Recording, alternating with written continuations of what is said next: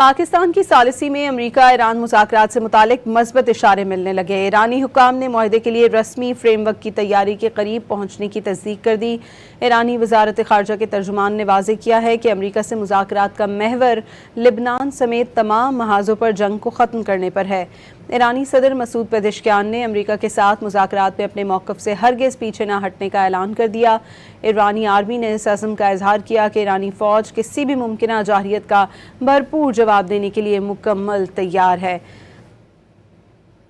پاکستان کی سفارتی کوششیں۔ امریکہ ایران مذاکرات میں پیش رفت کے اشارے ملنے لگے۔ ایرانی حکام نے تصدیق کی کہ پاکستان کے ذریعے معاہدے کے لیے رسمی فریم ورک کی تیاری کے قریب پہنچ چکے۔ ایرانی میڈیا کے مطابق امریکی پیغام نے کسی حد تک اختلافات کم کیے ہیں، لیکن ان اختلافات کو مزید کم کرنے کے لیے واشنگٹن کی جانب سے جنگ کی دھمکیوں کا خاتمہ ضروری ہے۔ ترجمان ایرانی وزارت خارجہ اسماعیل بقائی نے ایک بیان میں واضح کیا کہ ایران تمام محاذوں پر جنگ کا خاتمہ، منجمد اثاثوں کی بحالی اور بحری قزاقی کا خاتمہ چاہتا ہے۔ جوہری معاملات میں قیاس آرائیوں کا حقیقت سے کوئی تعلق نہیں۔ اسماعیل بقائی نے مزید کہا کہ امریکہ سے مذاکرات کا محور لبنان سمیت تمام محاذوں پر جنگ کو ختم کرنے پر ہے۔ مذاکرات کی تفصیلات مجاز حکام اور مذاکراتی ٹیم کے ترجمان فراہم کریں گے۔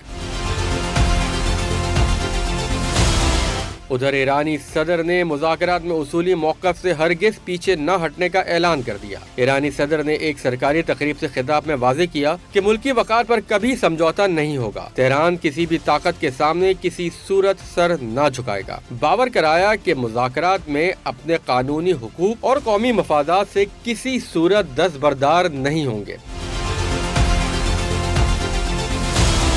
اس سے پہلے صدر پزشکیان نے ایرانی آرمی چیف امیر حاتمی سے ملاقات کی اور جارحیت کا مقابلہ کرنے پر مسلح افواج کی بہادری اور کارکردگی کو سراہا۔ اس موقع پر ایرانی آرمی چیف نے اس عزم کا اظہار کیا کہ ایرانی فوج کسی بھی ممکنہ جارحیت کا بھرپور جواب دینے کے لیے مکمل تیار ہے۔ Chief of staff major general Abdolrahim Mousavi نے کہا کہ ایرانی فوج ملکی دفاع کے لیے اپنی جان تک قربان کرنے سے دریغ نہیں کرے گی۔ جارحیت کی صورت میں مشن مکمل کرنے میں ایک لمحہ بھی تاخیر نہیں کی جائے گی۔